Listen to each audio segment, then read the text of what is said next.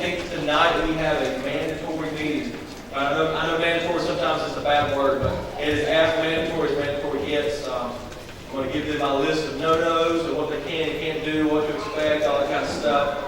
So that'll be at 5 o'clock today across the street in the youth center. Also, out in the joiner, there's a sign-up sheet for Vacation Bible School. It's June the 23rd through the 27th. There's an ad right there in the bulletin board. But let me just encourage us as a church this morning. If you are available at all during that week, even if it's just for one night for 30 minutes, come be a part of that. That is extremely important that our church supports that and is a part of that, not just financially, but by serving with our hands. Another sign-up sheet, we have a bunch of sign-up sheets, right? So in the fall, Eufaula County Rec Department is doing a men's church softball league. And we're going to be a part of that this year. And so there's a softball sign-up sheet in the joiner as well. It's right outside the VBS sign-up sheet. So sign up for both of them at the same time, right? But you have to be 16 or older to be able to play. And L-screen nets, all that kind of stuff. Everybody's going to be safe. We can put a bat helmet on somebody if you're afraid of messing your teeth up or something. So sign up for that if you're interested. And I'm going to hand over to Miss Kathy real quick. She's got an announcement for us. Trying to talk into the baby bottle. If you didn't pick up, assuming we still have some out there, if you would pick up a baby bottle, our pregnancy resource center located next door, we're collecting money for them between Mother's Day and Father's Day. Coins or whatever, they'll take paper money, they take checks. Please make it out to the Pregnancy Resource Center if it's used to write a check. But they encourage you not only to give money, but to pray for the center. And with so much in the news about abortion and the things that the stand Alabama has taken, and all the controversy and things that would come from that, I encourage you to get involved. If you don't want to be a counselor, then I encourage you to go by and volunteer. By the time you come and answer the phone, and you can help put away packages and clothes and diapers, but all of that, that we would continue to support life, both inside the room and outside. There's a basket down front. Teddy Sherry's already put her bottle in there. Our deacons will collect those each Sunday and lock them up for safekeeping until we turn them into the Pregnancy Resource Center. So like I said, to start off with, this is Memorial Day weekend. We celebrate tomorrow being Memorial Day, where we remember those who've fallen and never got to take the uniform off. So we have a quick video for this morning.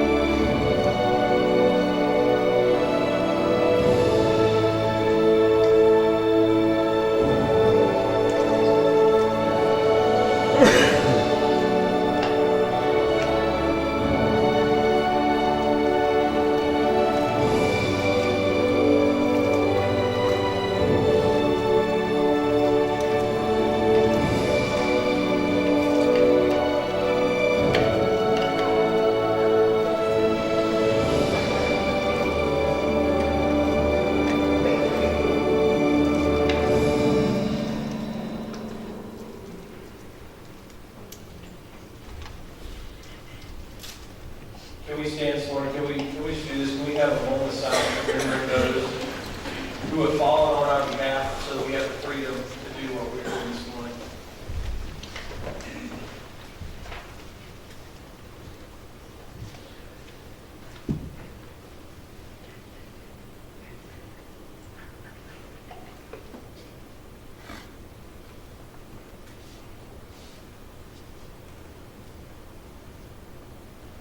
God, this morning as we come into your house, Lord, we're reminded of pictures of men training and battles being fought. God, even more recently of terror attacks that have happened in our own country. We're reminded today, God, of the sacrifice that some have paid on our behalf. God, whether it be family members, friends, those that people in our own midst served with overseas. God, we thank you for that sacrifice. God, we also thank you for the sacrifice of your Son. God, that he laid down his life on our behalf.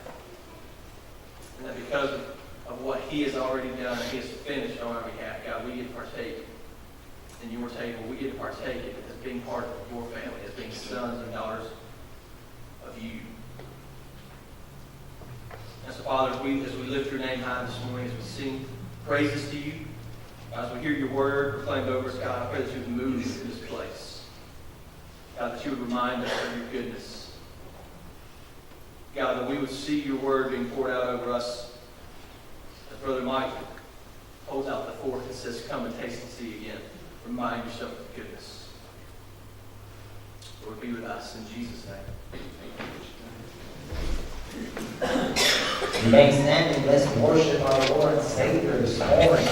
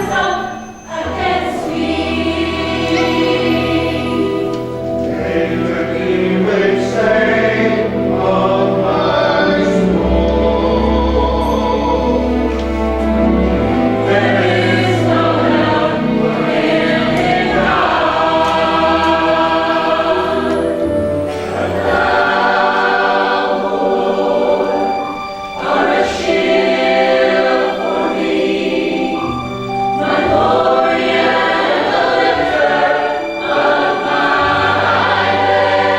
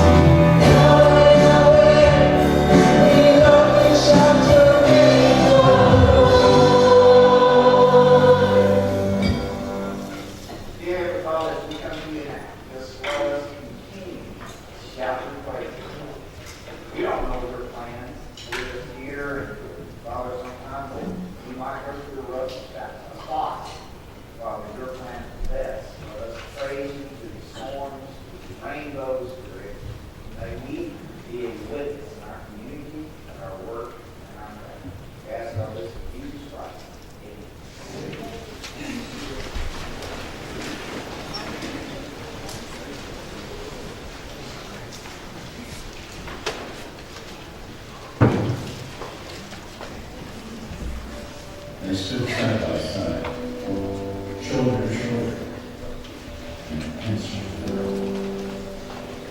They moved forward, advancing the ideas that everyone was free, that everyone was created equal. Everyone has the right to pursue their own dreams, and that our nation was founded on those ideals. But not all of them came back.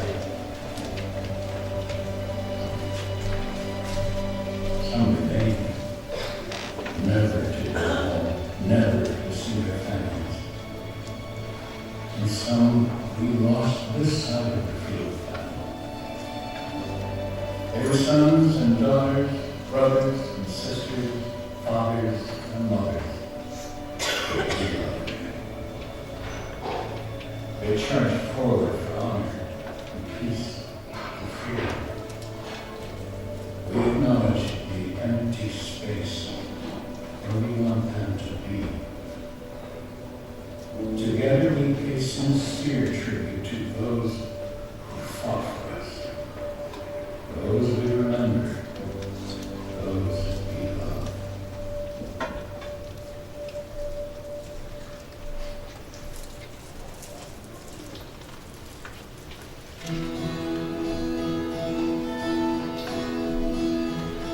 I saw her from a distance as she walked up to the wall.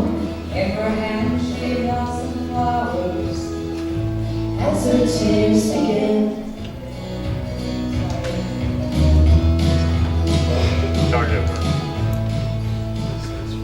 Number 5, Jerry. There we go. I'm sorry. I saw her from a distance as she walked up to the wall. In her hand she held some flowers as her tears began to fall.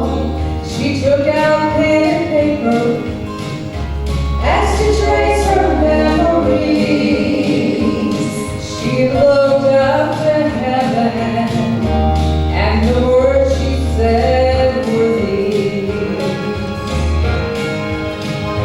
She said, Lord,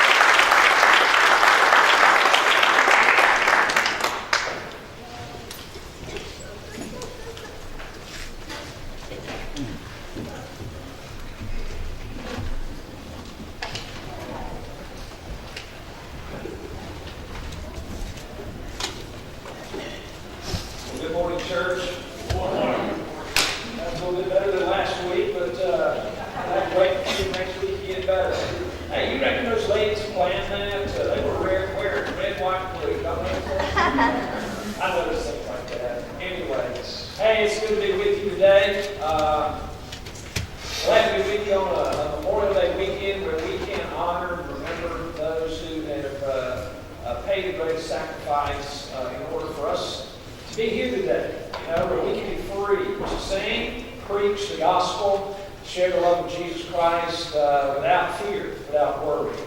There's a lot of people around the world that cannot do that today. They are doing it in secret. They are doing it with a certain amount of fear probably in them of being found out and what would happen if they were found out. But we don't have to worry about that today. And so we praise God for the freedoms that we have. It's hot, isn't it? Yeah, outside we're in a short sleeve today. Last week I was told, loosen up a little bit, might wear jeans next week.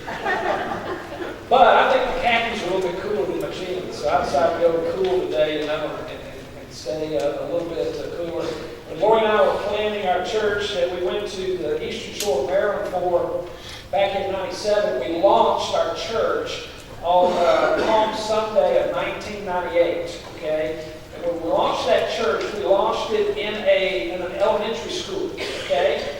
Now, it may have been in Maryland, but it gets hot everywhere, okay, in the summertime. Maybe not as hot as there, I get it. But anyway, the elementary school that we launched in had no air conditioning in it, okay? None.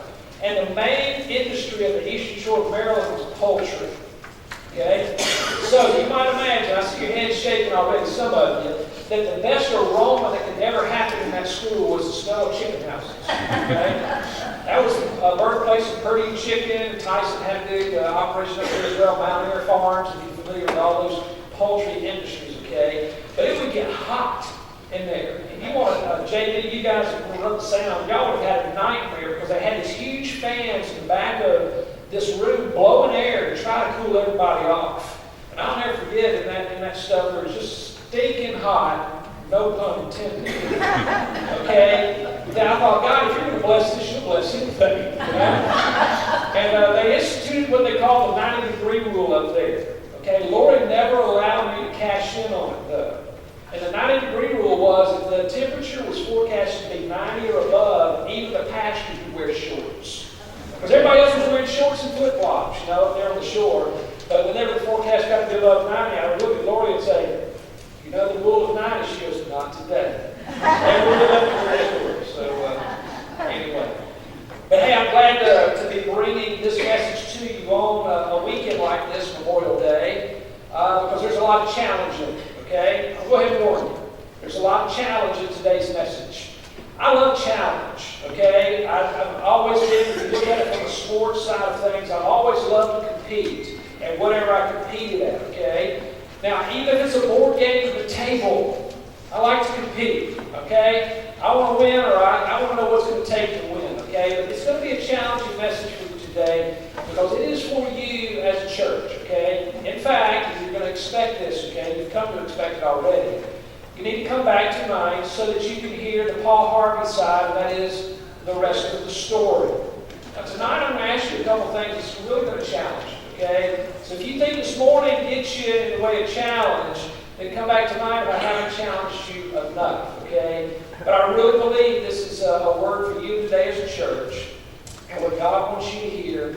Because listen to me, if you're a guest today, if you're not a member of Parkview Baptist Church, this church is in transition, okay? They're in transition from their former pastor to whoever's going to be their new and ultimate pastor one day. I believe it will be soon, okay? And in that transition, we need to hear some things, and we need to address some of our own thoughts, our own future, okay, in light of this transition. So I want to talk to you today about a message that I simply entitled Requirements of Success, of a Successful Transition. If you have a Bible, go to the book of Joshua. And I want to identify with you today a story that I'm sure many of you are very familiar with, all right? And in this transition, it's got to be one of the greatest transitions of all time, all right? Because we're transitioning here in the Scripture from the life and leadership of Moses to the leadership of Joshua over God's chosen people, the children of Israel, okay? And it's interesting that we're going to start out with today in Scripture because of this big Memorial Day weekend that we celebrate in this country, or that we honor and whatnot. But if you have your Bibles, look there beginning at verse 1, okay? Just to see what we see. It says, after the death of Moses, the servant of the Lord said to Joshua, son of Nun, Moses' said, and he simply says this, Moses, my servant, is dead. That's it. That's the only thing he has to say right there to Joshua about Moses at this point. Moses is dead. And God, it feels like he just kind of glosses over that, almost flippantly saying, okay, that's enough of Moses now, because he simply says to him, Moses, my servant, is dead. Now that you and all these people, okay, have you ever wanted to be a part of some of the stories in Scripture? You ever wish you could go back and be there and witness and hear and see all that's going on? He says, you and all these people get ready to cross the Jordan River. Get ready. The time's come. I mean, it is upon you. And he says, go into the land that I am about to give to them, the Israelites. And I love what God tells Joshua in verse 3, because here's where God's just giving great encouragement, but something to look forward to. Here's the prize, Joshua. Here's what it's going to look like. He says, I'll give you every place where you set your foot, as I promised Moses.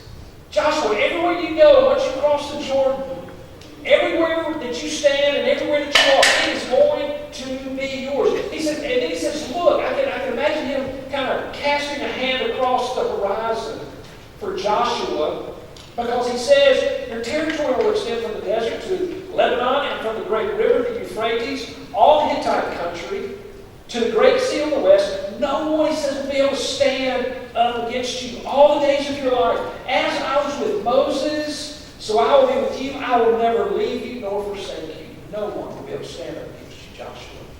No one. And just as I was with Moses, he says, just like that, I will be with you. I will not leave you. I will not forsake you. Joshua, listen to me, God says, Moses is dead. You and all the people get ready. We're about to cross the Jordan. And everywhere you go on the other side will be yours. No one will be able to stand up against you. Okay? You don't have any reason to fear. All this will be yours. Just like I was with Moses, I'm going to be with you. I will not, Joshua, leave you or forsake you. And then God says to Joshua, the first of 3 times, he uses his words. In verse number 6, he says, be strong and courageous, because you will lead these people to inherit the land I swore to their forefathers to give them. And then he repeats again in the very next verse, verse 7, be strong and very courageous. Be careful to obey all the law my servant Moses gave you. Do not turn from it to the right or to the left, that you may be successful wherever you go. Do not, he says, let us look at the law. Depart from your mouth. Meditate on it day and night, so that you may be careful with everything written in it. Then you will be prosperous and successful. Have I not commanded you? He says, be strong and courageous the 3rd time. Do not be terrified. Do not be discouraged, for the Lord your God will be with you for wherever you go. And then for the next few verses, we see Joshua addressing the people in various groups there. But if you go then, I want you to look at verses 16, beginning in verse 16, because there's a piece of this chapter at the very end that I just absolutely love. And then we're going to pray, okay? But in verse 16, the people are responding now to Joshua. The people are responding. Joshua has heard from God. Okay? Joshua then has responded and given direction to the people. And now the people respond back to Joshua. And it says they answered him, whatever you have commanded us, we will do. And wherever you send us, we will go. Just as we fully obeyed Moses, so we will obey you. Only may with you as he was with Moses. Whoever rebels against your word, does not obey your words, whatever you may command them, they will be put to death. And then the people look at Joshua. And for the fourth time, 3 from God and now from the people, they look at Joshua and say, only be strong and courageous. I love that. Let's pray. Father, we thank you today for your word. Lord, we thank you for the fact that your word today stands true and applicable to us in our time of need. And so, Lord, right now, I ask that you open up every one of our minds and every one of our hearts to hear what you would have us to do and to be challenged by you so that we, as your people, can accomplish all that you've called us to do. It's in Jesus' name we pray. Amen. For 400 years, the children of Israel had lived under slavery and the oppression of Egyptian rule. For 400 years, they cried out under this oppression and under this slavery because of the mistreatment and because of the fact that they were indeed slaves. They cried out to God to send a deliverer on their behalf. God heard their prayer. God answered their prayer. And God sent them Moses. Moses was their deliverer. Moses was the one that God sent to Pharaoh and said, as the famous words are, go, let my people go. Now, when we see that part of the story, that looks to be one of the most daunting tasks that there was. It looks to be, at that point, one of the most difficult things that Moses had to accomplish. But really, as it turns out, it became really one of the easiest things that Moses was able to pull off. Because as he secured the release of the people of Israel from Egypt, not only did Pharaoh release them, but they were able to plunder Egypt and take everything they wanted to with them. And then they go out into the desert, and inside of 3 weeks, they are in position to take possession of the land that God had promised. In no time, they were on the cusp of entering into what God had called for them, the promised land. And at that moment in history, as Moses sends 12 spies into the land to come back and bring a report on everything they see and everything they find, all of a sudden, the children of Israel, they see such a daunting task in front of them that in fear, what appeared to them to be impossible to pull off, they turned away and said, we're not going in there. Why? Because the majority of the people felt like that the task was too big. The majority of the people said that just like those spies came back and said, we are like grasshoppers in those giants' eyes.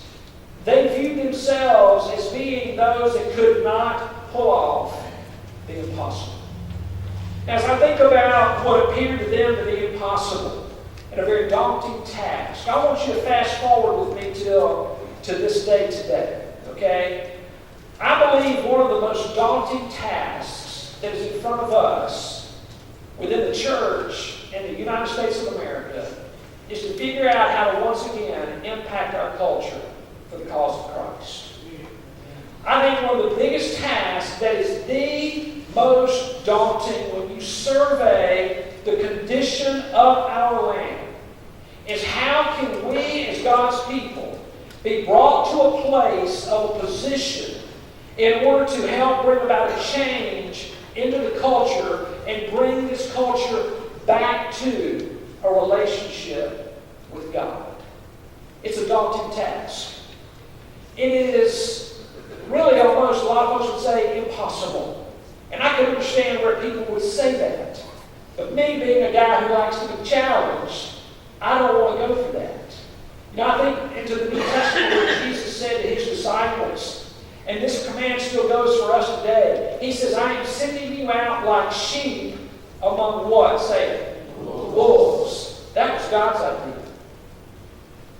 That was God's idea. That wasn't mine. That wasn't one of the apostles. That wasn't one of the disciples. It was not. It was God's idea to say, I am going to send you out as sheep among wolves now to spread the love of God and the message that Jesus saves. Now, oftentimes, when we look at such a daunting situation or an impossible endeavor, we today are not unlike the children of Israel. Oftentimes, we're going to back away and say, no, thank you. Literally, we're going to back away and say, no, thank you. That's too big. It's too impossible. And I don't want to be a part of that. And what ends up happening is that we choose oftentimes to, what we used to call circle the wagons, right? So that we can protect ourselves, and we can preserve everything that we have and everything that we know. And hopefully that as we create this nice little cocoon called the church, then maybe all this other stuff will just go away. Okay? Because by the way, again, it's just too impossible to try to do anything about. It's too big, it's too daunting, so let's just protect everything that we have. But God wants to reclaim territory. God wants to redeem people's lives. God, though, wants, as we say oftentimes, the lost to be found. God is in the redemption business. God is in the reclamation business. He is in the business that says, no, I want to go. I want to reach others with the same message. I want the world to know that I love them and that I died for them. And yes, it may look like a daunting cause. It may seem to be impossible with the way things have gone around you for so long. But I have called you to this position. I have called you to this place. And you've got to go. Now, just like Joshua, just like the children of Israel at this point, they were in the middle of a leadership transition. But it didn't matter. God said, here we go. And here's what I want us to do this morning. I'm going to give you three things that I believe are what I call today requirements of success in the midst of transition. And then tonight, I'm going to hit on it a little bit more in the same passage, in the same book of Joshua, okay, with some other things, and we'll get to that tonight, so I hope you will plan on coming back. But I'm going to give you three requirements of success, okay, and some of this is not going to feel that good, okay? It's just not going to. But the question that we have to ask ourselves is this: are we going to follow the leadership of a holy God that says, I want to redeem what's lost? Or we're going to follow our own liking?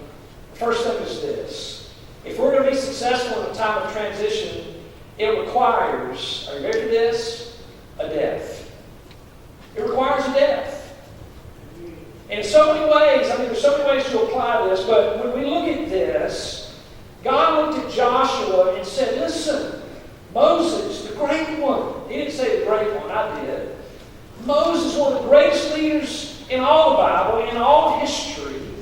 Moses, who God referred to as his friend, a friend of God. Moses is dead. Let's move on. Let's not spend a whole lot of time here. Now, they had already grieved the dying of Moses. They spent 30 days grieving him back in Deuteronomy 28 or 30. Okay, back there. They grieved his loss, or chapter 34, rather. And they had already grieved this, and as painful as it was, God said, let's move on. Now, let's just be honest with each other today on a couple things. Death is difficult, isn't it? If anybody were to tell me, Mike, no, death is not difficult, we need to talk, because I need to figure out your story. Okay? Because death is painful. You've all been through it with a loved one somewhere. It is painful. There's nothing pleasant about death. It is a very difficult time, and the people, the children of Israel, I guarantee you they were hurting, they were struggling. They had had a man that they'd grown to love for 40 years in the desert, who had led them, cared for them, provided for them, been the advocate for them on God's behalf. He was their leader. He was the beloved Moses, okay? But he's dead. It was time to move on. Now let me tell you some things that need to die. All right? And you may have loved me up till now, and you may say to me after this morning, hey, Mike, appreciate your service. Glad to know. Here's what must die. You ready for this? The past. The past has got to die. The past, it's valuable. Okay? The past is always valuable. The past is something that we can and should learn learn from, correct? I mean, we want to learn lessons from the past. That's why we still study history, okay? But here's the fact. It's over. The past is over. And God looked at Joshua and said, Moses is dead. We got something new today out here. All that he did was wonderful. There's something new today. Paul in the book of Philippians chapter 3, what did he say? He says, I forget what lies behind me, and I press on for the prize that's ahead of me. Okay? Paul had a lot of things he could remember. We're not just talking about bad things. Paul used to be the Jew of all Jews, wasn't he? I mean, that's what he said about himself. He said, if you need to see the picture of what a Jew was like, I was it. All right? And so there's a lot of things he could be proud of, a lot of things he could brag about, a lot of things that were very good about who he used to be. But here's the fact. Paul says, I have got to forget what lies behind because you cannot live there anymore. It is a new day. And God will always call you to new things. God will always stretch you beyond where you want to be stretched. Many people are very consumed about the past. Now, there are times where that gets all of us, okay? Where the past means so much to us that the only adjustments we make today are those kind of adjustments to make sure we stay like we were in the past. We've all done that, okay? Because it feels good. It feels safe. It feels comfortable in that way. But Jesus would still stand before us today and say this, I still want to win the world. I still want to win the world to myself. Now let me tell you what your search committee, your pastor search committee is telling prospective pastors. Now, real fast, I'm not going to one simple search meeting, have I, John Wayne? I haven't read their minutes, so I don't know what they've talked about. So I'm about to go out on a limb here and tell you what I know they're telling prospective pastors, all right? And what pastors are telling them. They're telling your prospective pastor, we want somebody to come and help us win Eufaula, Alabama. That's what they're telling them. And when they don't say that first, and the prospective pastor gets to speak first, they're asking your committee, do you want to reach Eufaula, Alabama? You know what else your pastor search committee is telling them? Yes, we do. Yes, we do. Now, let me ask you a crazy question about that. Do you think your pastor search team is lying to them? Thank you. They're not lying. But let me ask you a little bit more personal. Are they telling that prospective pastor your heart? Is that what your heart has in it? Is it? That's a great question to ask. It's a great question to have to wrestle with, okay? Is that in your heart? If it's in the pastor search committee's heart to tell a pastor to ask them, and then to say yes, then are they relaying to that prospective pastor the truth of your heart today? Because Jesus has said, I'm not about yesterday. Yesterday's gone. Yesterday's done. And it was great, it was wonderful, we all these good things, but there is a brand new day ahead, with a brand new challenge ahead that we got to be ready for. And this is what Jesus said in John 12, verse 24. He says, I tell you the truth, that unless a kernel of wheat falls to the ground and dies, it remains a single seed. But if it will die, then it produces many seeds. Okay? We must die to ourselves. The Apostle Paul said, it's no longer I that lives, but it's Christ who lives in me and through me. Why? Because Paul said, I have died to myself. Why? So that I don't remain a single seed, so that I can produce many seeds. There are some things that have to die in the past so that we can see what's ahead in the future. Most of the time, though, in churches across our land today, we are content with what happened in the past more so than we are looking forward to the excitement with what God has in store for our future.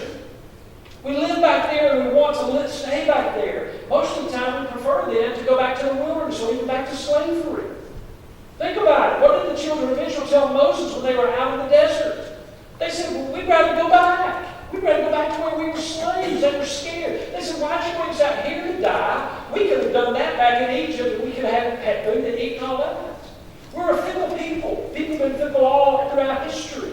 And that's what happened to them as well. Most prefer the wilderness. So most prefer the view that they had discovered where they are. Okay? Now, I don't know, I think it was last year, Lori and I went to Tennessee, and Lori and I enjoy hiking, and we went to Cades Cove. Anybody ever been to Cades Cove around Gatlinburg? Okay. Well, we parked back there where the picnic area is, and we had mapped out we were going to go to Rocky Top. Anybody ever been to the Rocky Top Peak? All right, okay. Not many people make it to Rocky Top, okay? Well, we set out from Cades Cove, okay? And when we set out from Cades Cove, we were not yet on the Appalachian Trail, okay? But we had to go there. And when you got to the Appalachian, it was 6.5 miles straight up, by the way. I'm not kidding you, 6.5 miles straight up. And 6.5 miles coming straight back down is tough. Where's Steve? Y'all know what walking downhill is tough. Well, about the 4-mile mark is where you hit the Appalachian Trail, okay?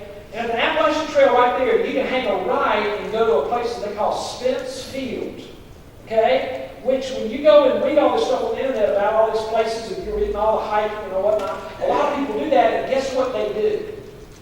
They stay at Spence Field. You know why? The view's wonderful. The view's great.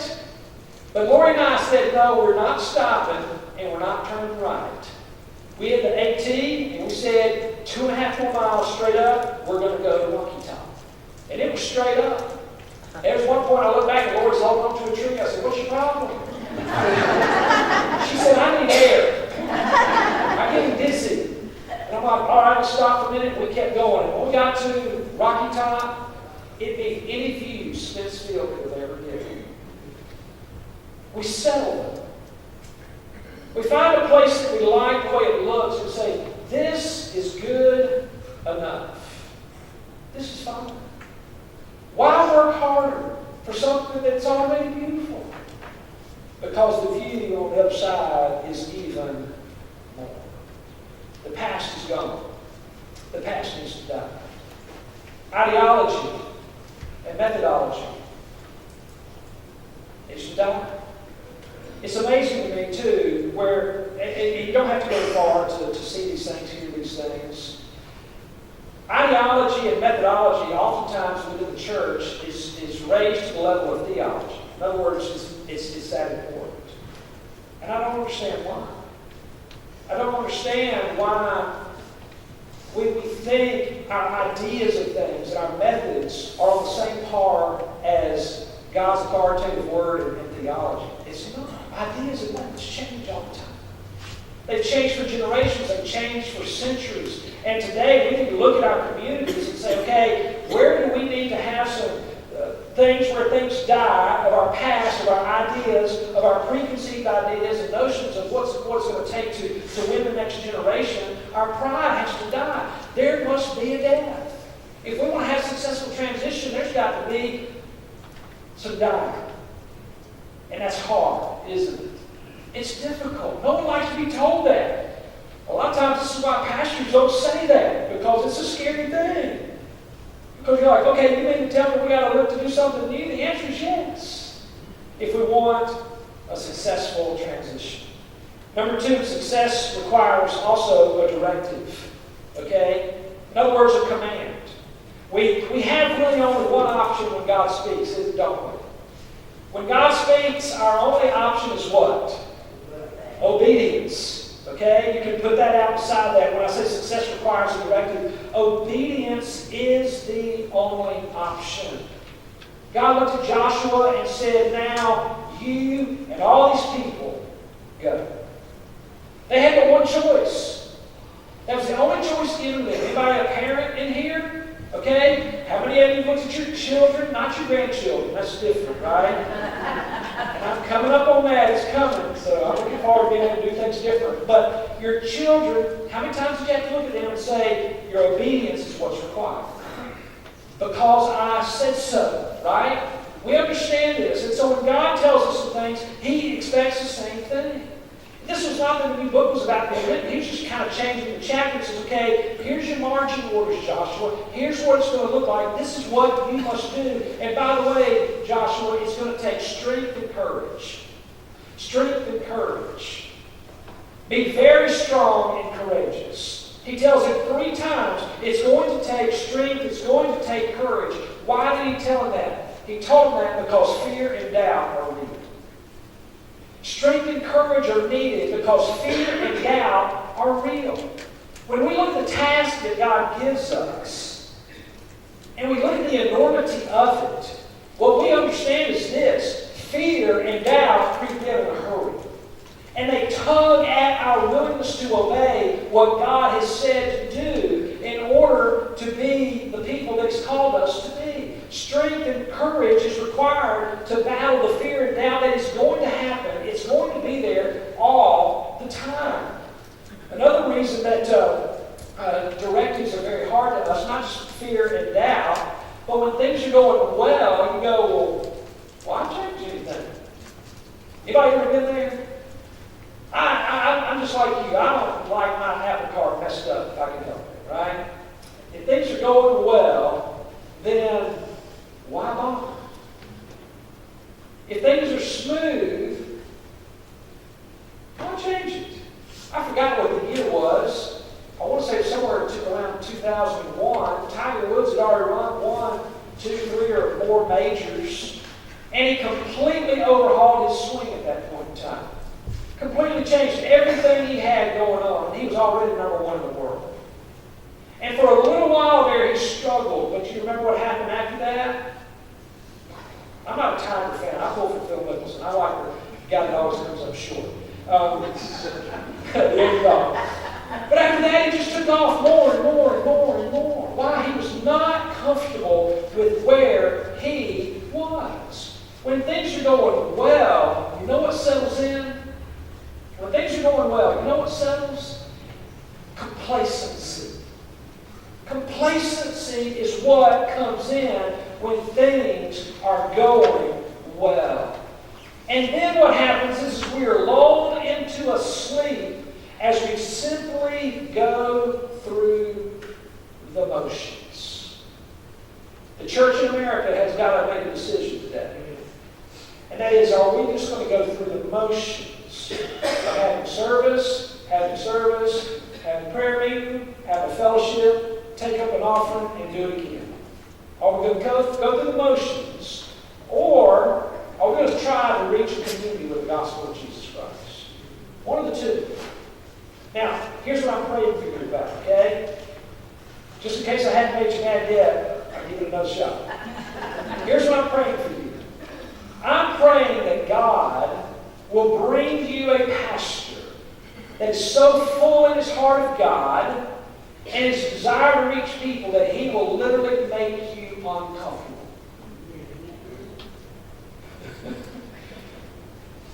All right, no stones were thrown yet. I'm praying for a man that is so full of God inside of his heart that he will make you uncomfortable. Anybody want to know why? Are you intrigued at all? That's why I'm praying that for you? I'll tell you why. Thanks for asking. It's because of this. When you're comfortable and you're complacent, you're not teachable. But when you are out of your comfort zone, that is the most teachable place you'll ever find yourself. You will be that way. You've been there before at other times where you're going, okay, God, I'm clueless here. And what are you doing at that point in time? You're raising your hand saying, okay, God, if you don't show up on my behalf, it's over. If you don't show up on my behalf now, God, I don't know what to do. You become instantly teachable when you're out of your comfort zone.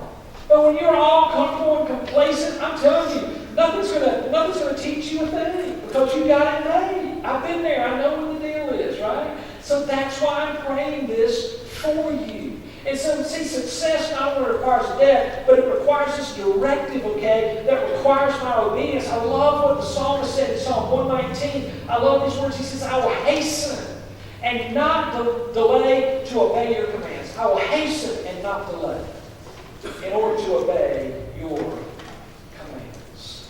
I want you to find yourself in a teachable spot soon, where a man that stands behind this pulpit has you scratching your head going, oh my. Oh my, I need to call Mike. Don't call me. Seriously, I know we laugh and I appreciate the laughter. It helps me out. Don't call me in. Because God's brought you to man. And you might be scratching your head and going, oh my. God's in it, it's going to be the most exciting journey that you will ever take. Here's the last thing I'll share with you this morning. Success in transition requires a death of many things. It requires God's directive and His commands that must be obeyed. And really, I touched on that with obedience, but success requires a decision on your part. It requires a decision on your part. That's yours, okay, the church's. The accomplishment of the directive depends on the directive that God gives you. Depends on your view of the past and your decision for your future, okay? That's why I say I love verse 18 of chapter 1 there, where the people looked back at Joshua. They're the ones that then started saying to their leader, you be courageous, you be strong, we'll follow you, we're here, we're ready. Because here we are on the cusp of something that's amazing. And here's why I say that success requires a decision on your part. My question is this: what do you want your legacy to be? I'm going to make this simple. We did it a little bit with hands Sunday night. I'm going to ask you to, don't do this yet, because I need to define it. I'm going to ask you to stand to your feet if, are you ready? Are you listening? If you are under the age of 40, under the age of 40, would you say that?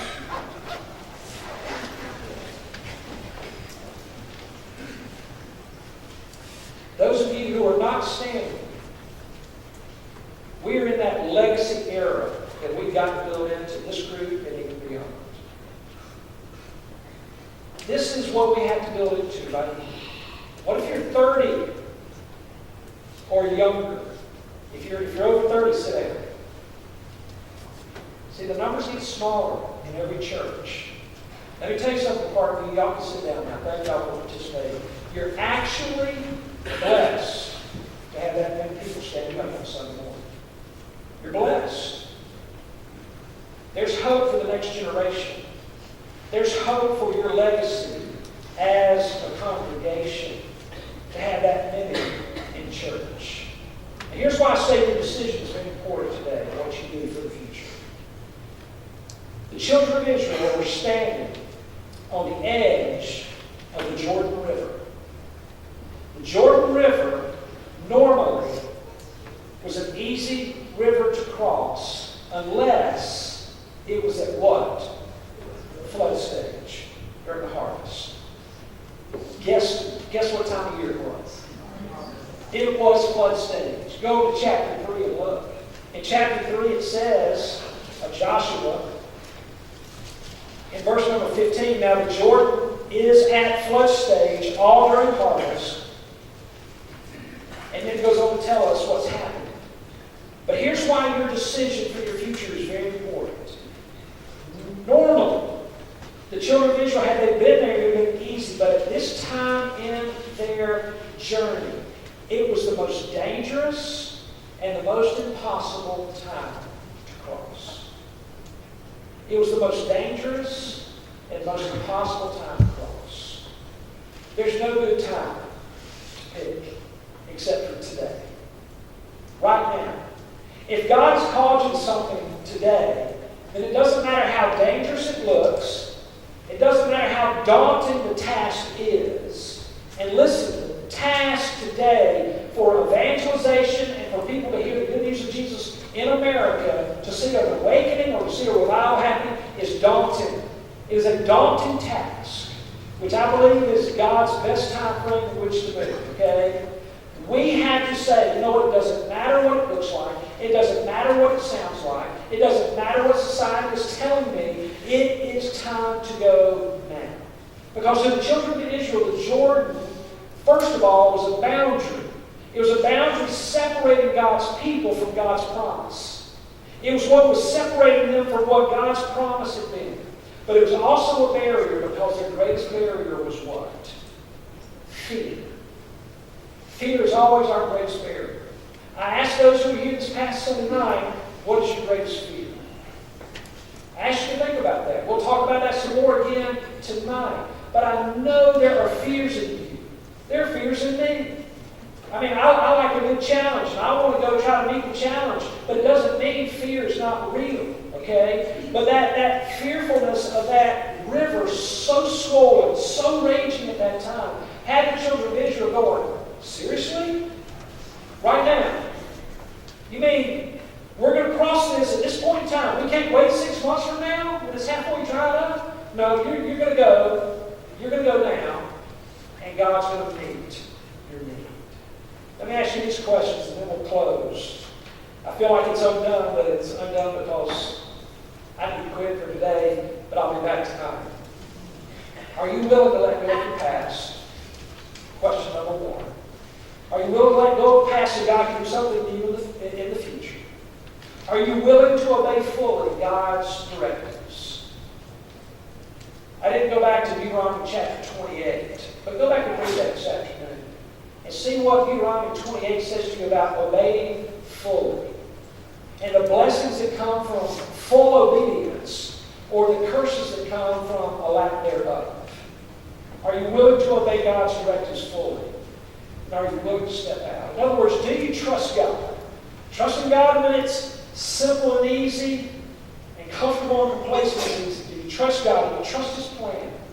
And are you willing to follow the leader that God puts in front of you and literally cheerlead him on? To be courageous and to be strong and to be bold, knowing that that kind of prayer is going to put you in an uncomfortable place more than likely. Asking you to do some things that you've not done maybe in quite some time. Here's why it's important. Because impacting our culture is what's at stake. It's what's at stake. Listen to me, politics is not going to impact our culture. I don't care what side you're on. Fussing about politics on Facebook is certainly not going to do it. Sharing the good news of Jesus Christ is what will impact our nation. It's what will change our country. Personally, I'm not worried about evil either. I'm not concerned about evil. I'm concerned, don't misunderstand what I'm saying today, but here's my point. I'm more interested, and the question is this: are you more interested in obeying God versus succumbing to the fear of evil? I just don't care. Evil's going to be evil, okay? And you know what? We saw these videos. This is Memorial Day weekend. If we die on the battlefield, what's the worst thing to happen? We're going to heaven. If we give up our life in the process of doing this, we get to see Jesus. I mean, is it really going to be that bad? Is it really going to be that bad? Thank you, Jim, for laughing. I appreciate that. Because that's what we have in front of us. We can either be with Jesus, or we can continue to make an inroad into a dark world that needs Jesus Christ. Desperately. I sat down with one of our chaplains having lunch in Atlanta this past week. I'm sharing with you more what he said tonight because I asked him a couple things I was going to ask you tonight. Okay? And he's in this millennial generation. He's one of these young bucks, you know. He's a great guy, by the way. And he's one of our rising stars. He's going to be phenomenal. I love this guy.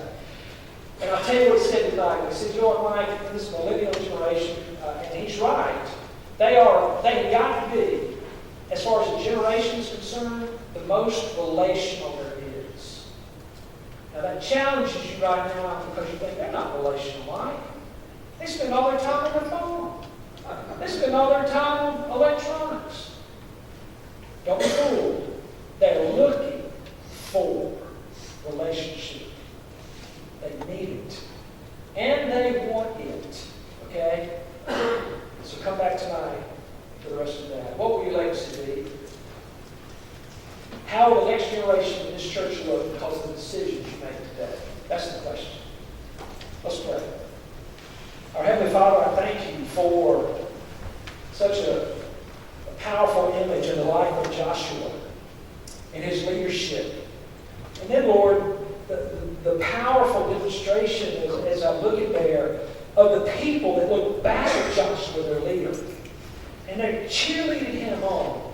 And they did the same thing that you did. They said to him, be strong.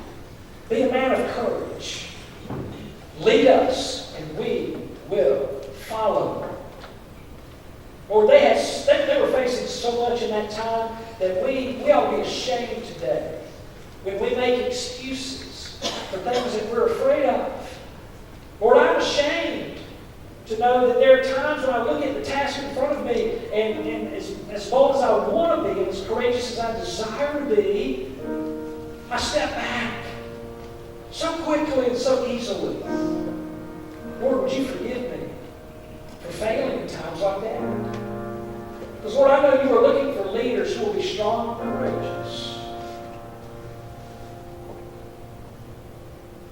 Lord, there's all kinds of things that we can continue to talk about this morning and pray about.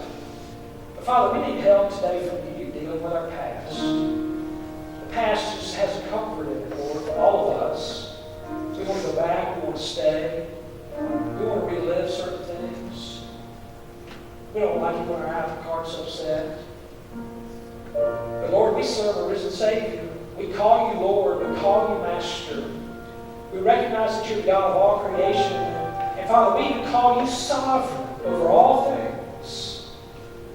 So Lord, in all that terminology, and all that we say about you as we worship you and we sing your praises and as we nod our heads and say amen to messages and lessons, Father, may we not just be giving you lip service. May we be willing to hear your commands and directives today and obey decisively, knowing that the next generation is at stake, and that building our lives into that next generation is important as we reach out with the gospel. Lord, I'm fully confident that Pardon Baptist Church is ready for that. And Lord, if they're not, would you help today create a readiness in their heart? Would you create a desire to move forward boldly and creatively with a whatever it takes mindset, kind of like the Apostle Paul, I want to become all things to all men in order that I may win some. Or that we would just throw caution to the wind when it comes to our ideas or our methods. Not breaking the law, not becoming women with less integrity, but Lord, just throwing caution to the wind and saying, you know what? Going out and failing is going to be better than staying in here and not doing anything and failing. So how do we go? Lord, would you just create a spirit amongst your people to be what you called them to be? And that is the light of the world, the salt of the earth. Because, Lord, I believe, as we are, that light and that salt, I believe, Father, you will bring the increase. That's what you've promised. And our faithfulness, you will bring the increase. So, Lord, I don't really know what else to ask today, except just to have you freely move in our hearts and minds so that we can respond to you accordingly in this time of invitations. In Jesus' name we pray. Amen. Would you stand? I can share with you a little bit of my dilemma right now. I really don't know what else to ask you right now except for the Lord to do upon your heart. If you're not a member of this church, you might want to come along because the exciting days are ahead, okay? Maybe you need to be born again and saved. If that's the case, you come. I'll be happy to share with you the Lord Jesus that you become a part of this church. Would you pray to come as the Lord directs?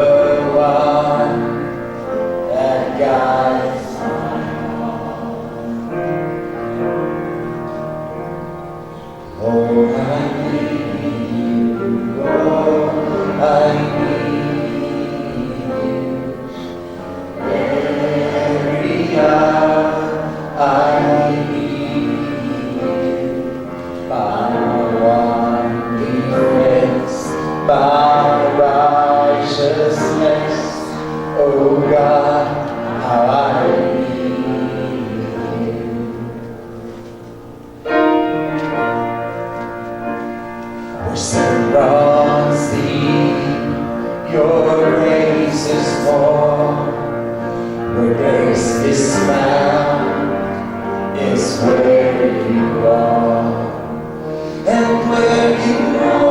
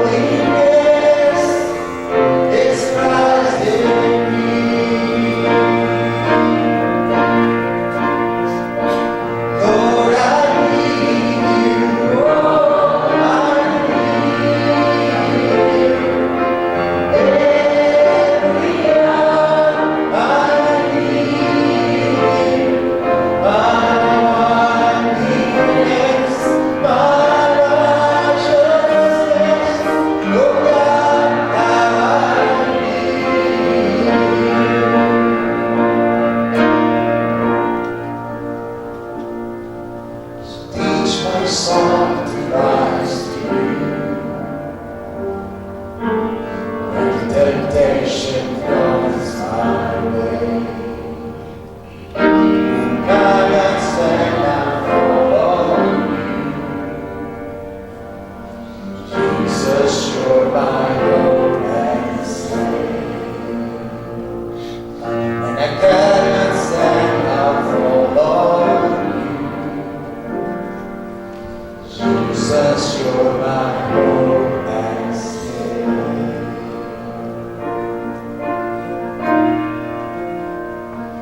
Lord, I need you. Oh, I need you. Every hour I need you. My one defense, my righteousness. Oh God, how I need you.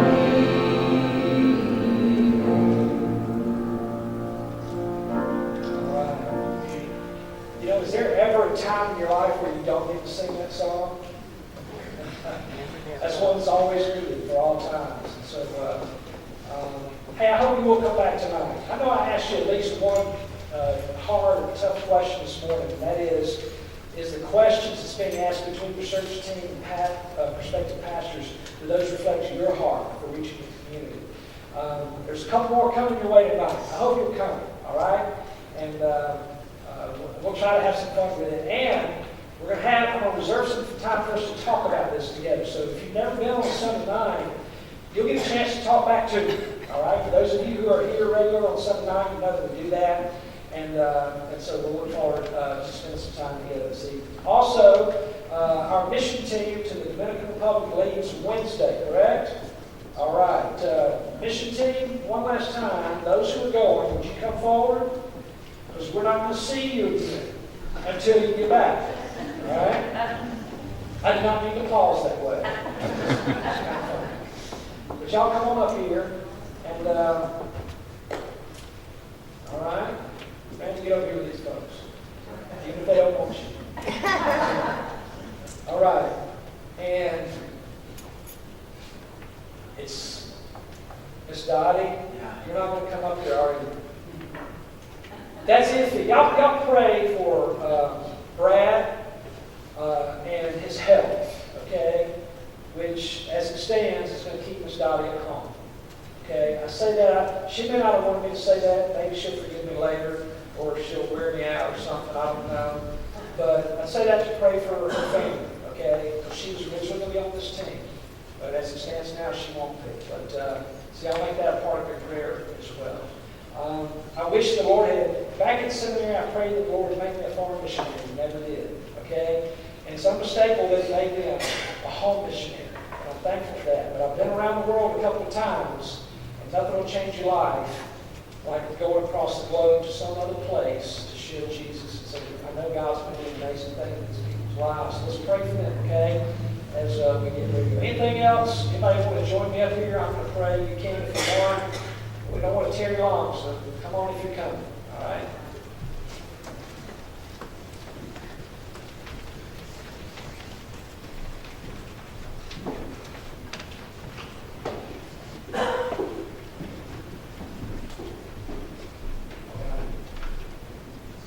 Let's pray. Father, I thank you today for the fact that you have built a wonderful church here at Parkland Baptist Church. Lord, I believe you have put together the body of Christ exactly as you have intended for the work here that you called us to do. And Lord, today we see that this work is going to carry several now to the Dominican Republic to share the gospel of Jesus Christ. And Lord, I don't know what all awaits them. I don't know all the tasks that are before them. And Lord, they may not even know this. But Lord, I trust and pray that you will make a way. And Lord, I just quote back in Proverbs chapter 3 and verse 5 that you will make their way straight as they lean not upon their own understandings, but Lord, they fully exercise their trust in you for all things. Lord, would you protect them? Lord, would you guard them physically from illness, from danger, And Lord, would you just encircle them with your protective care, that they would be watched over by your watchful eye and your love. Father, may we be faithful in praying every day for that very same thing. Lord, would you also grant them boldness as we think back to the story of Joshua that we just looked at. Lord, would you give them great strength and courage every day? Fill them with a boldness, Lord, that they're there for only a limited time. So make the best use of it possible. Share Jesus as much as possible, whenever they can. Show the love of Christ in practical ways, Father, to gain that permission, to gain that trust, in order for your name to become famous there on that night. Lord, we love them and ask that you do a powerful work through them. We look forward to hearing great stories as a result of your work that goes forth through these faithful servants of yours.